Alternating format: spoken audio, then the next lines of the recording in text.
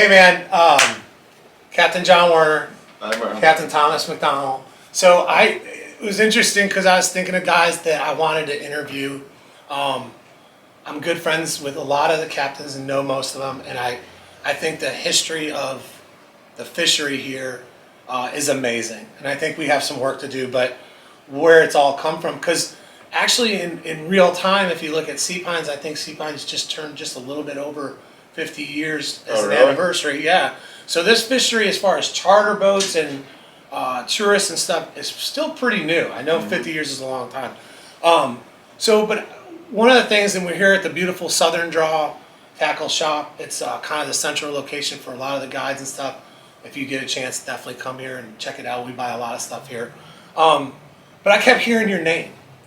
I kept hearing your name and hearing your name. And I just think it's the coolest thing where maybe some other guys out there, and maybe not, I'm going to assume this, they start getting jealous. Like, oh man, I just find it pretty awesome to watch the younger generation, Captain Robeson, Captain Jackson, Captain Stratty, and along with you and a couple other guys, and John Cloyd, and hopefully you and I can interview these guys too. Yeah. I think it'd be a blast. Some have some major history when it comes to the beginning of the fishery, like Stratty, his dad Christian, and then his grandfather Stratty, who started Harbortown. Why you? Well, MacDonald, your Instagram, I start following you. I see you buzzing all around. You're catching great stuff. And then I met you, and you stand out just as much as your Instagram and your fishing is great as a captain, as a person. And I thought, I got to get to know this guy a little bit better. So starting back, I mean, go ahead, where are you from? Yeah, so I actually grew up like a quarter mile from here. All right. Like over in Buckingham right there. Very cool. And Yeah. what high school? So I went to Hilton Head Okay. High. Nice. And, went to USC. Very cool. That's kind of, when I left for college, is kind of when the fishing really started to click. So like, grew up here.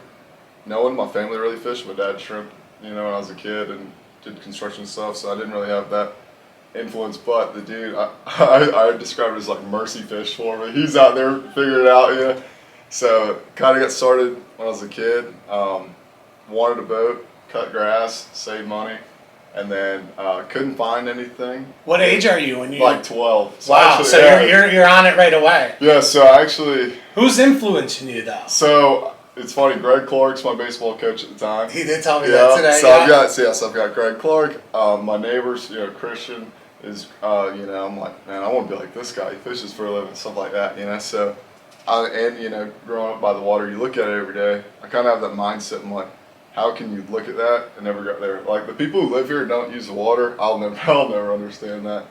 So, I'm like 12, growing up here, want to get on the water. Can't really afford to get on the water. So my dad is like a master craftsman. He built a shrimp boat. He builds houses for a living, So he's like, all right, listen, you come up with the money. I'll drive you to Lowe's. And then he's like, this summer we can build a little boat to get you going. So that's when the whole baseball thing comes circle. Like I quit all-star baseball as a kid, I'm like, hey, I'm gonna build a boat. They're like, this kid knows how to build a boat. So yeah, it's crazy to think about. So that's where it started. So built a little 12-foot boat out of fiberglass, and my dad would bring copper wire home from job sites, and I'd strip it while watching TV, and then you stitch the wood together to make a boat. That's incredible. Yeah, so that's how it all started. So pretty brutal, like you were talking about with Paul, learning curve. I spent a lot of time out there not catching anything, and then I started catching sharks and stingrays and stuff. And to catch redfish was a huge deal. So did that, and then got a little bit bigger boat in high school. Same thing, got an old junky boat, remodeled it, and then I really wanted to get into fishing. So I was like, okay, what's the best way? How old are you now? 17. Okay, 16, so 17. you're okay. What's the best way to get good? Because my methods are not working. So it's like, oh, I'll get a job on the boat. So didn't really get the job I was thinking, like a mate on a straight up fishing boat. But I actually started working for the Clipples doing dolphin tours and stuff like that. Yep. Which hindsight is probably the best thing I could have done, because it got my foot in the door. Started meeting people at marinas. I met David Spar he actually taught me how to throw a big cast net. And So did you get your captain's license about 18 or yeah, something? at 18. Okay, wow, yeah. that's early too. So yeah, so you knew it. Yeah, that's so killer. I was working down there doing dolphin tours and shark fishing and stuff, which helped me a lot with my people skills and all.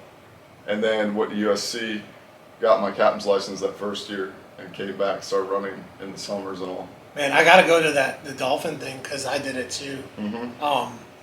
And I didn't get the kind of similar to you, but I was older. But would you think you learned almost more with all those dolphins? Yeah, all you're doing is going out and looking at cool stuff, yeah. and you want to learn it, right? Mm-hmm. So I mean, how did you learn it? Just like, Thailand treasures. I see something cool. Yeah, ask somebody pretty basically. much. Yeah, well, I knew a lot of it just from growing up around the marsh and all, and like my dad's a knowledgeable guy about the outdoors and stuff, so learned a lot that way. And then just asking people, I had like no shame in asking somebody. I love that. Yeah, that's what my brothers are always like, dude, all your friends are 50. I'm like 12. I'm like, dude, I'm sorry the neighbor guy's cool, So that's why I learned a lot of my stuff. Just I'll ask anybody anything. That's beyond it too, because a lot of kids your age or at that age when you're there, you wouldn't ask the questions that you need, but you wanted to learn. That's for sure. You had to do it one way or the other. What when you first started?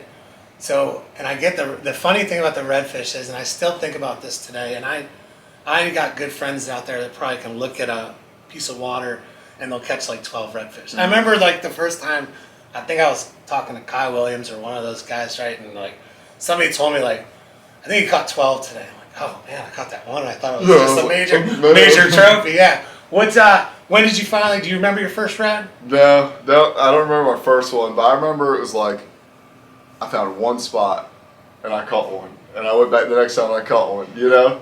So then I started figuring out, okay, if they're here, what's going on with that. So, but then I had to learn how to fish. I was going to that one spot for like 4 hours, didn't know why or when it was going to be good, So then I started to evolve with that, and then like I always tell people, it clicked. When I went to college, I missed it. You know what I mean? Like when you're here, you have all this time, you don't know any different. But when I was sitting in Columbia, bored out of my mind, all I'm thinking about is... And you're not close enough to get in the car to go fishing. I'm thinking about fishing, and I'm like, man, I wonder... And then you start seeing the patterns. So then I started coming home and like killing it. I remember like the first time I came home from college, I caught more redfish like that first weekend than I had like, just because you I like stepped back and thought about it, That while you're just up there and got that time, like what do I need to do? Yeah, I'm like, sitting there YouTubing it, which I never would have done here because I was like, oh, I've got my spot, Right. So I took a step back, missed it, and it like fueled my fire. So literally came straight back, and it was just like, started clicking. That's awesome. Yeah. So early on, the sharks and that kind of stuff. Did you ever hook into something? Yeah. What's your probably one of your top 5 stories when you're younger? So like, it's funny. When I was a kid, stories that loops full circle. There's a creek over by my house, and I used to go there, catch bonnetheads and stuff. And I remember I took my brother in there right before dark because you shark fish at night, right? Because that's when they bite. So I go out there, and there's a tarpon like free jumping in the creek. I've never seen one. I'm like, oh my, dude, I want to catch that. I want to catch that. So then when I started running charters, I was like, well, dude, got like 15 minutes left. I'll just set up here. I've always caught sharks. Put the rod holder. Got like 3 little kids having a lunch date. Doink, like a 130 pounder. I'm like, oh, got him, dude. First tarpon ever. It's like right by my parents' house. And dude, I've got cups and plates and all these little kids, like blankets and towels. I'm like, go! Dude, got him. It was so epic. So that was like full circle because I was like, well, I saw a tarpon here when I was a kid, and then like only one I've ever caught there too. Gosh, so that's just getting your hands on that. I mean, yeah. I've done it too. I've been fortunate enough to, and there is nothing. I mean, I always think it's like redfish, and then tarpon, bull reds and tarpon. Like just there's nothing like putting your hands on. Yeah, for sure. So you evolve. You're doing the dolphin trips and stuff. Crazy question. What's the coolest thing you ever saw while you're doing dolphin trips? I actually saw a flying fish in the creek. In the creek? Yeah, under the dock. I was sitting there waiting on people. I'm like, dude, that thing's blue. And it was just a flying fish swimming. Oh my God, that's incredible. Yeah, I've seen deer swim across, all that kind of stuff. All right, so we get our license 18. How long do we do the dolphin and stuff? So as soon as I got my license, I started running fishing trips. So like right off the gate, I thought I knew enough. I knew just enough. You know, I could catch my low tide redfish, and I had some idea about high tide, and then I could catch the sharks and stuff. So kind of like straight out the gate, you know, like here you go, bumps and bruises. You know? Oh yeah. yeah, like here you go. So you're starting out. What's the first trip you remember? Like, So I remember. holy cow, I'm a fishing guy, and I'm doing it. I remember the first trip I had. I was like, you know, so nervous, but I had my 4 spots where I would kill it when I'd go fishing. Had a bunch of shrimp and stuff, went out there. I remember my first trip, it's kind of what you're talking about, fishery too. It's like my first trip, I swear to this day, was like my best trip. It was just like, couldn't keep them off the hook. Everything, you know, black jaw, redfish, you know. And then you start to get reality. You can't do that every time, you know. We try though. Yeah, so that was like the hardest thing, was fishing for fun versus work is huge. You know, like on a Saturday, you pick the best tide. You have all the time in the world. You're going to buy bait or catch bait before, whereas you and me have 8 to 12. Right. You know? Right. Might You only be got high a certain tide amount. right, yeah, it might be high tide right in the middle of January, you know? I mean, going to trips and stuff, it's amazing. Like, if you and I are going fishing tomorrow, we are going to fish a little differently. We're probably going to fish harder when they're on board. I am, because I only have that much time. Yeah, you got to make it count. You got to make it count. And also, you got to qualify the people that you have and make sure that's going to fit. It's a lot. It is It's a not lot. just going. It's not easy. I get, you know, people always say a dream job. It is. I love it. I wouldn't do anything else. Easy. No. It just sets you up for failure Dude. as soon as you get down there and stuff. I would never describe it as easy. It's like, I always tell people, I'm in character from 7 a.m. to 6 p.m. Dude, I'm tired. I know the bite's bad. It's rough. I don't want to be there, but I got to make your day. Yes. You know? So Yeah. it's like. That's the trophy, really. Yeah. So, I've always said that too. Like, it doesn't matter what trip I ever do. That's my mom and dad and my family, and that I want to make sure that that's a they good have, way of looking at it. you know, and so you know, sometimes you can get, and that's the other thing I think out there when we're out there. Not every day is going to be slam dunk like that little creek in the 4th spot or whatever. You know, there's going to be times where it's not you, it's the fish. You think, Yeah. and then you go on Instagram and somebody slayed it, and you're like, Dude, that's well, what are you gonna do? You know, so that's how I tell people. I'm like, when no one's catching, I feel better. But like, there's nothing worse than, man, this is terrible. You call somebody, oh dude, I've caught 100. It's like when your buddy, you know, you took a test in grammar school and your buddy got a D, and it was okay if you got a D because he had a D too. No, I totally get it. What did you notice right away? Like, I know you're transitioning from, you're talking about catching fish. What did you learn about the people and what you had to do as far as that was concerned? Something I learned real fast is like, never set the bar. Like, let them tell you what's a trophy, what's not. Like, for prime example, once I first started like going all the time, you know, you're fishing a lot of banks and stuff, and they're fishing for fish. That's what they think. So, you know, you've got 4 kids from Ohio standing up there. First 2 catch 28-inch redfish because the school passed by. I'm freaking out. But the 3rd kid, I'm like, bring it in. Reels in a stingray. All the attention's on the stingray, you know. What? Oh, John caught a stingray. Oh, it's everything counts. It's like, dude, are you serious right now? But so I had to quit, you know. Like, oh, it's just a short. Like, now I'm like, dude, whatever comes up is like, I'm taking what you say, you know? And those I mean, I think that comes with time too, and doing a lot of trips like you have too, is that you're not just saying it anymore. Like, you're stoked for that stingray. Yeah, it's like, dude, you're nice. stoked for that, you know, the bonnets and, for sure. and the stingray. I mean, gosh, you know, you can go out there and just do a rodeo on the big stingrays all day. Yeah. And you do have to, and it's probably a little harder for you, but maybe not to take it away, because I came from somewhere differently. Like, I get what they're seeing, and I think you get that they've never seen any of this stuff before, and everything's exciting. Oh yeah, I remember I had a kid. He's like, I just want something to pull drag. It like blows me away to think you've never had drag pulled, you know? So I fish a tight drag. So I took him out there in the summer, threw a chunk out, hooked the bonnet head. It's like, he's like, this is my dream. I'm like, dude. I'm like, that's awesome, you know? I think that's awesome how you've already got that qualification. I think if you spend a lot of time on a boat with people, I think you're going to pick that up pretty quick. But still going down to when I wanted to interview and hearing your name and stuff, you already seem like you're already far ahead of the curve when it comes. How old are you? Do you mind 24. saying? 24. So Yeah. you're young. You got a nice big career going. What's let's see. What do you most remember? What's the best fish so far? And I know we're probably gonna get into tarpon and stuff. Yeah. And I don't mind talking about it. I'll talk about tarpon all day long. Yeah.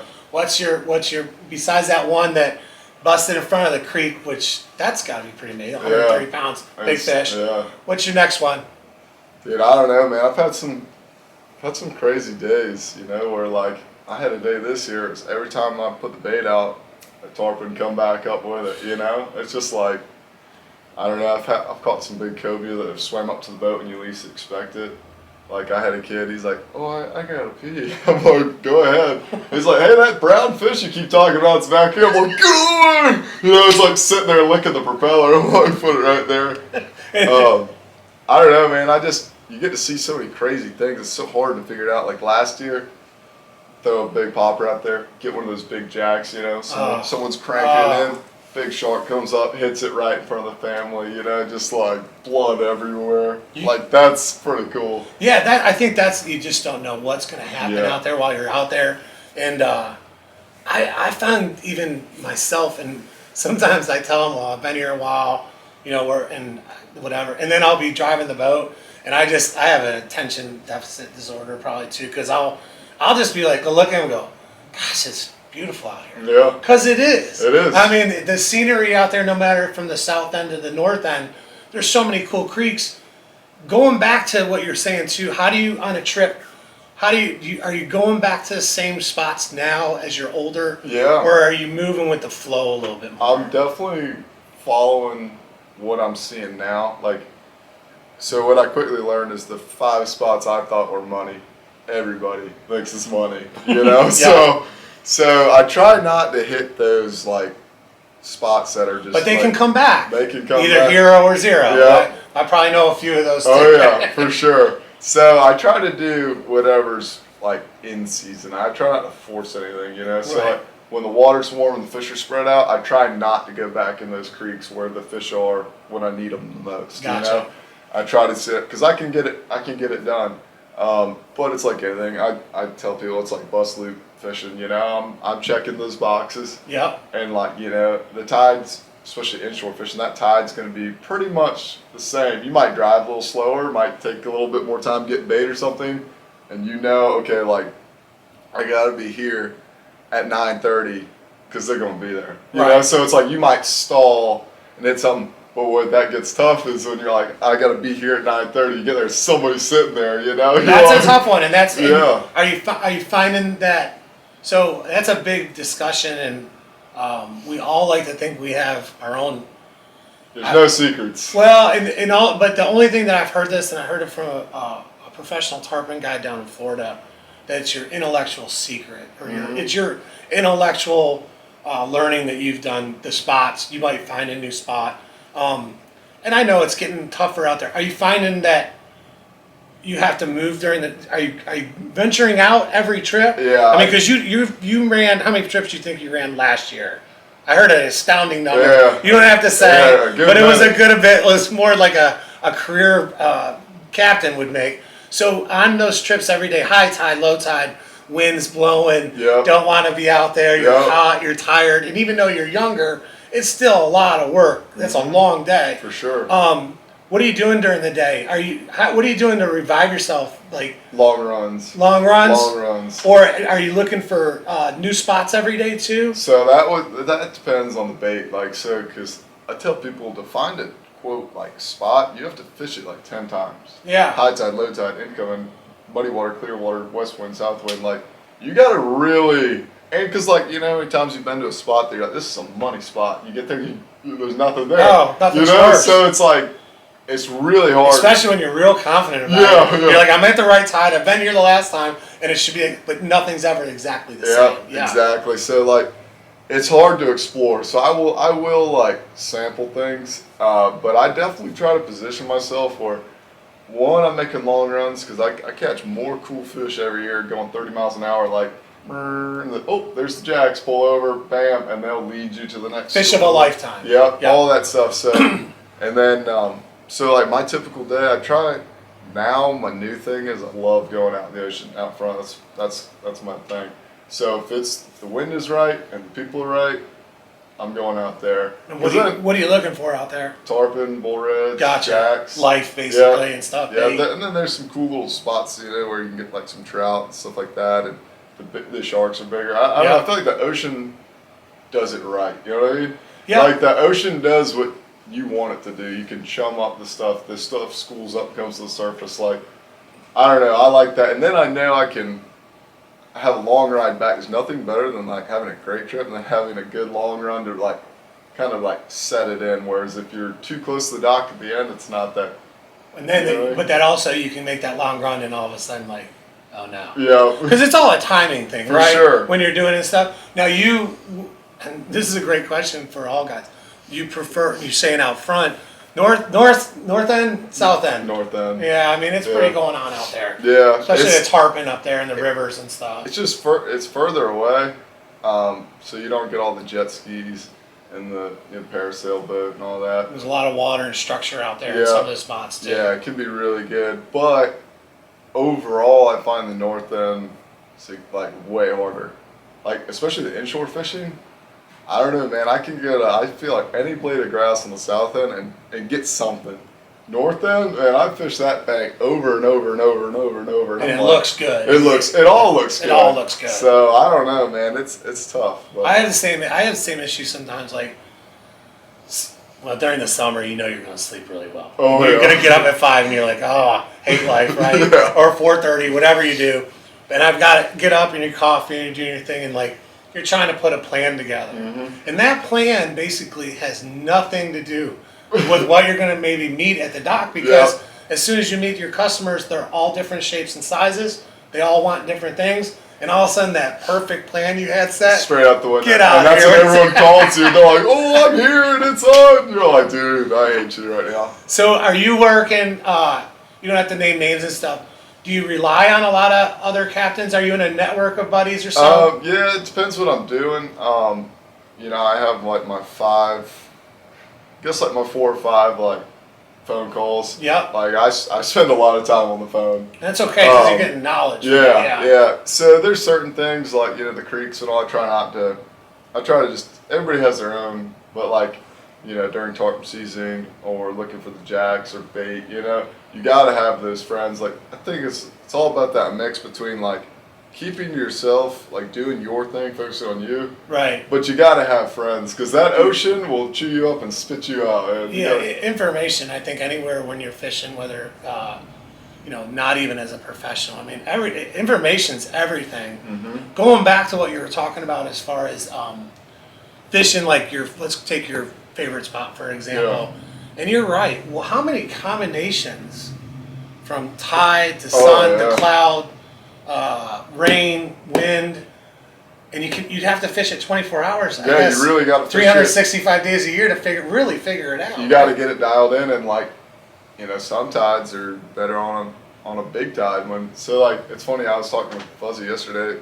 We were at Ford, and the lady's like, "Oh, so when's the best?" And I could see him thinking, I'm thinking too, I'm like, okay, because you always have faith in yourself. So, like, a full moon, you're like, traditionally it's going to be terrible, but I know there's that one spot where they go. Somebody's going to catch that day. Yeah. So I always think the same thing. Yeah, so it's really hard to say. I swear some of my best trips are when I'm sitting there like, we can go, but I can't promise anything. We can do hour by hour. I swear those are the days where I'm like, slinging them in like, And you get something surprised. I think going to not only catching fish as a captain, but also the relationship that you get with your clients. Mm-hmm. It's pretty amazing. I mean, you're going to spend more time than you probably do with your buddies sometimes with your clients. For sure. And those trips that you're just up front with them, instead of saying, hey, we're going to go, you said that right off the bat, so you said, keep the expectations low. Yep. And it's not because you don't have high expectations, you don't want to start at the top, because you might have to build up to that. You got a goal, we all do, at the very end.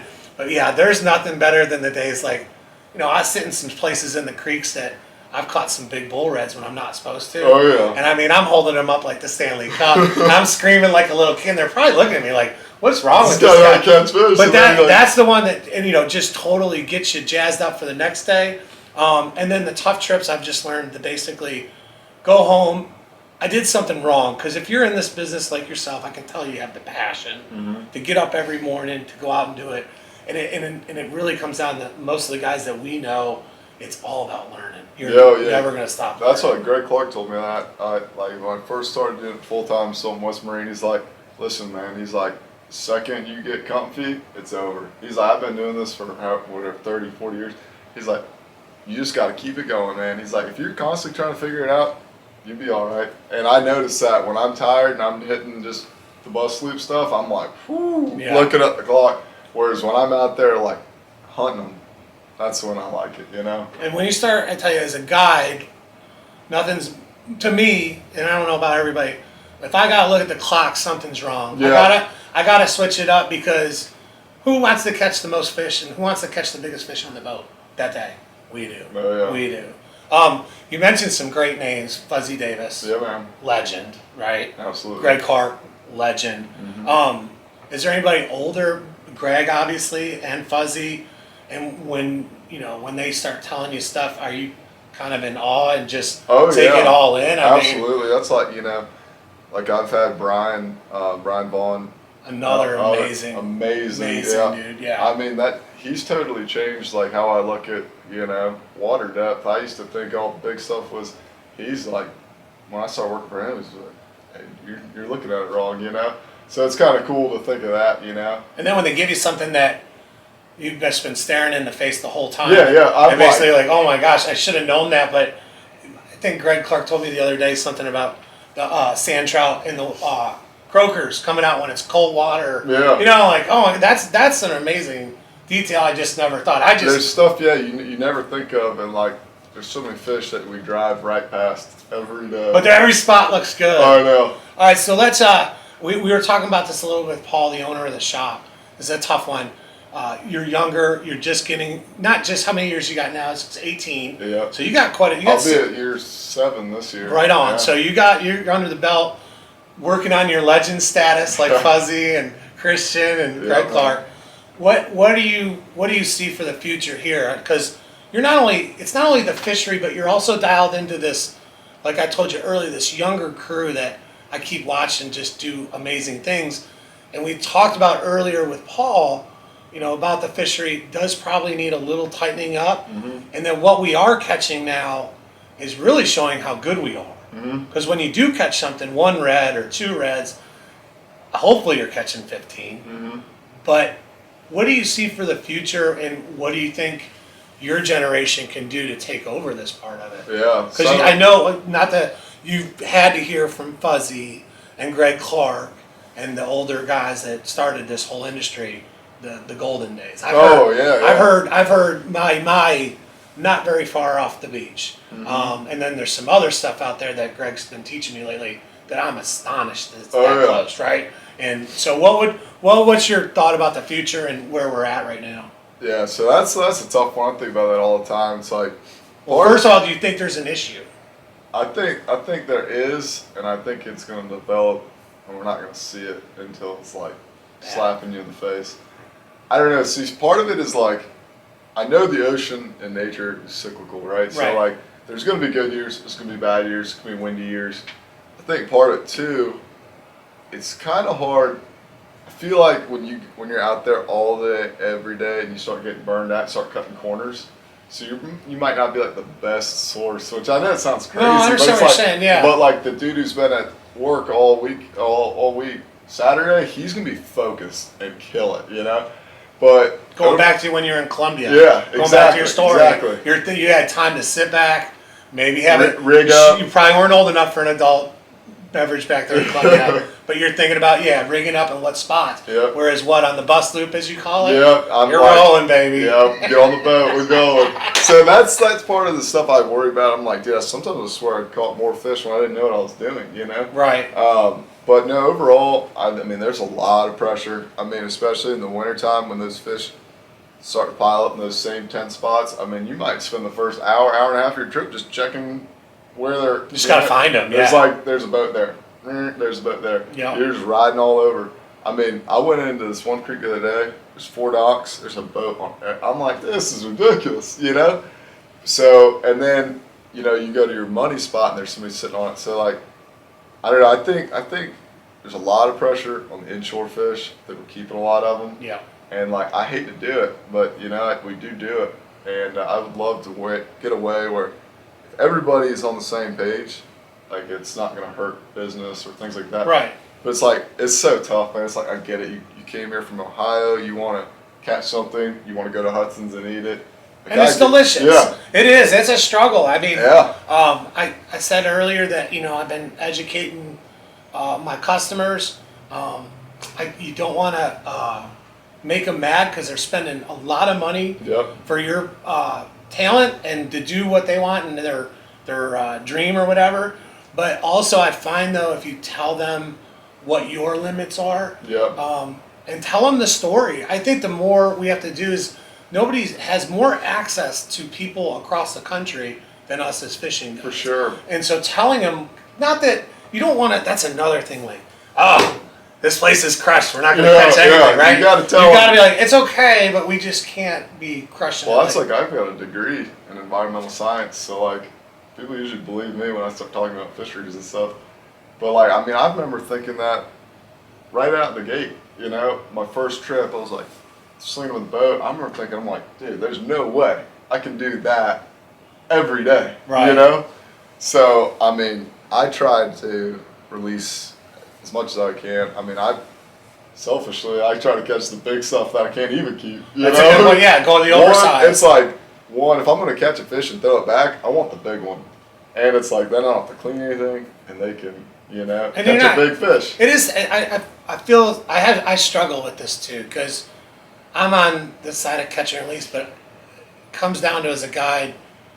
Sometimes you have to harvest a few Yeah, fish. for sure. And it breaks. I am such a spot. One of the first fish I ever caught when I moved here by accident was out of the Shelter Cove where Disney is. Yep. Back when you could walk on the bank, and I had a fly rod with monofilament because I was using it up in New York for steelhead and stuff. And I was drifting mud minnows one night, and I didn't know, and I just kept doing like you're talking, red after red after red. Yep. And I thought, this is easy. Yeah. Okay. But something about them, like I just really have a passion for those fish, and it's hard for me to harvest a redfish. I'm not gonna lie to you. And when you start seeing, like the other day we were out with Greg Clark and the life and what they become, those bull reds. Yeah. And I think that industry, not industry, but fishery, the bull reds has gotten better and better. Mm-hmm. And you know, hopefully someday we can just put people on bull red after bull Yeah. red, and then you don't have to worry about harvesting. You know, Think about the reds too. Is like they make it easy. I mean, they're when you find them, it's you find over. them, and they're all the same size. So if you find the keepers, I mean, it's just like. and for people that don't know that, these are, and from what I've been told, these are localized schools. Yeah, for sure. So you get somebody that gets in there and starts harvesting. What is it now? It's two per person, 6 total on the Yeah. boat. Well, you know, you start doing that a lot in those juvenile, 15 to 16, 17. You can decimate a school real fast. Real fast. Because it doesn't seem like a lot. People are like, oh, what's my 2 fish? But like, okay, you're 2 fish every day, or like us with charters, 2 fish from 7 to 11 and 11 to 3, or we're 6 days a week. Like, That's a lot of fish. start adding them up, Yeah. man. That's like you're stacking them, Yeah, and you're not the only person. I mean, how many times have you passed somebody, or you know, gone in there and someone's catching? Oh You yeah. know? And like this time of year, when the water's cold, fish are all sitting in one spot. So I'm not out there as much to see it. I don't know who's out there just crushing them, you know? Well, you get some. You can use a lot of different baits, and we're sitting in a store that has a ton of selection of, you know, plastics. But if you go and catch some shrimp, Oh, it's over. it's over. I mean, It's so like cheating. it's over. So I don't know what we can do with that. I think that maybe this being our first podcast or whatnot, I think you and I need to get maybe Meg to come in, who's DNR, or a DNR person to come in, and maybe we can talk about it with them and what they think. Because, you know, it's so weird. Like we talk about, just go back to, and I keep going back to, is like, the day I don't catch them, like, oh, you're just a bad red fisherman. And then second of all, somebody else is slaying them. Yeah. But then again, if you have shrimp in that live well and everything comes together, Yeah. it's doesn't pretty take much long. over and stuff. That's like, I was talking to Josh Boyles. He's like, what we don't realize, a lot of places stock, like Louisiana and stuff, they're like stocking those fisheries. I mean, there's a way that he was telling me, he's like, a bonefish in South Florida is worth like $70,000 alive or something because of your hotels, your charters, your restaurants, so people come and all that. So it's like, makes you think, it's like, I wonder what our fish are worth. I mean, pretty much everyone here in the summer is doing something on the water, you know? Yeah, I've had Megan from DNR, she's on our dock, and she will take, and it's interesting because at first, I just started down there this year, and when she's down there, she was doing surveys. And one of the surveys she does, not only what you caught and stuff, but she asks how much you all have spent while you're here in Hilton then, which is giving them an idea of exactly what you're talking about. I couldn't put a number on that. It's probably pretty expensive. Oh, for sure. They're pretty expensive fish, and especially if we can catch them over and over again, that's going to be security. There. Job security. I tell exactly. people, I'm like, you wouldn't kill your coworker, would you? I'm like, you know, It's exactly. you wouldn't break your shovel. That's a great point. Yeah. I mean, how many guides do you think we have in Hilton Head right now? See, that's what I don't know, because when I think of captains and all, I think of my friend group and the people I know. Right. But then I feel like every time I turn my head, I'm like, that dude kind of looks chartery. Yeah, you know? new boat out there. Yeah. So. And we kind of run in the same circles if you're on that bus loop. Yep. Wherever you're on the south end or the north end. What have you heard besides yourself knowing that? And I'm going to end it on this one.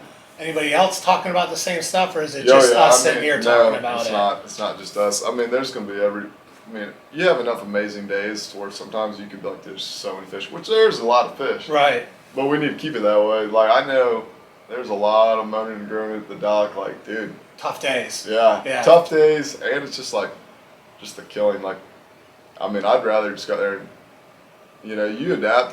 You have good days, and I like it where I can throw them back and go to the next day. Yeah, I've never been more appreciative to everything I catch, probably than this year, and not because of the struggle. I think maybe because I'm getting older too, and but yeah, it's been really rewarding. All right, so what do you see for yourself as the future here? You're on a great train right now. Yeah, man. You want to keep it going, or what's the deal? That's my goal right now, is just to keep rolling with it, seeing where it goes. Right now I'm trying to figure out the whole life thing, where this 6 months out of the year you have no life, and then the other. Do you golf? No, I need to figure something out. So that's so it's kind of perfect, because right now I get to fish hard as I can. I learn as much as I can. I love to hunt, so I get to do that. But then I kind of get bored towards the end of the winter, so it's like, I don't know. I think I always, from playing sports and stuff, I always love a season. Yeah. And there's just something about, there's that boredom. And if people think, oh, it's great, you must have, and it gets a while, you're like, I can only clean out that closet one more time. I'm so organized right now. And everyone else is working. That's the thing. If everyone was off, it'd be sweet. Well, then I'm going to have to teach you one thing, how to golf, and find the guys that we're all playing golf, because we've done that for a while. All right, man. Thanks. I want to ask you one last thing. Let's give everybody let's talk about low tide. Tide's coming out. Starts at high tide. You're going to fish for reds. Low tide's coming out. As the tide's coming out, what are you thinking? Give a little idea what you do, kind of a pro tip on your side. All right, so if it's a high outgoing tide, I'm looking at my time window in that tide. So if there's a spot where I'm worried about getting stuck, I need to plan that. I need to give myself time, because that tide drops faster than you think. And we got an average, because people don't know. It's like, a huge tide. 7 to 9 feet. Yeah. So, I'm thinking, okay, where do I need to be when? So I try to fish that grass and all as it comes out. Once I'm starting to see those shells, I need to be in my back of the creek type spots, so I have time to get out. Safety. Yeah. But I also figured out, like, if you're banking on a spot, like a schooling spot where there's a creek or something coming out, and you're sitting there and you're like, I know when these oysters start popping up in this fish, don't get there too early, because there's nothing worse than sitting there and being like, waiting for them. You're like, you can't sit there any longer, because your people are like, this is terrible, but you're like, dude, I know they're coming. But in 10 more minutes. But if they don't come, then you're screwed. So it's all about timing. You got to know. And you can't think of every spot. Like, I pretty much tell myself, like, I'm like, okay, today I'm going to fish the north end. Okay, I'm going to fish the south end. Because if you're sitting on the south dome and you're like, oof, I bet that's popping off. Oh, yeah. Then you're making a 30-minute run. You get there, someone's there. The tide's too low for that other spot. Cut. It's like, yeah. Cut. So I would say watch your water because it's dropping a lot quicker than you think. And then don't get there too early. Right? Yeah, don't get there too early, but don't get there too late. So do you think that, and I'm going to ask you this, do you think those reds, they're going to stay as far away as they possibly can to what? Foot of water? Yeah, so, I mean, They don't want to come out in the open at all. Yeah, it That's at depends least on- what I've learned from them. It's depends on that time of year. I like the transition spots where like you catch them coming out, but they have a destination. Like, so if it's open, but there's like an oyster or something to hold them, you can usually crush them pretty good right there. But like the spots where it's so gradual, and you know they're hanging tight, but you're running out of water. Oh, yeah. That's more of like an incoming spot. And you start thinking about like, oh no, here we go. I gotta get out. Push it I gotta out. get out of here. Yeah.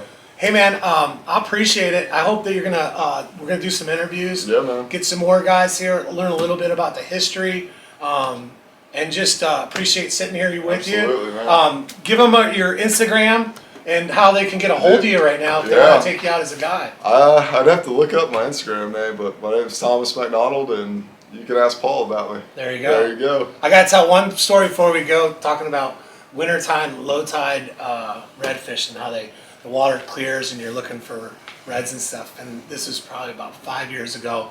And every guy, we took a canoe out. And you would know who he is. He's the dad of somebody. Awesome guy. And then a good buddy of mine, and we go up and we're on the canoe, three of us, and you can tell I'm a little bigger, but that's okay. It's still floated. We get back in the spot, and I'll never forget, and there they are. I mean, it's a school, I don't know. I want to say 200. They're there, right? Yeah. It's going to happen. We got our fly rods and stuff.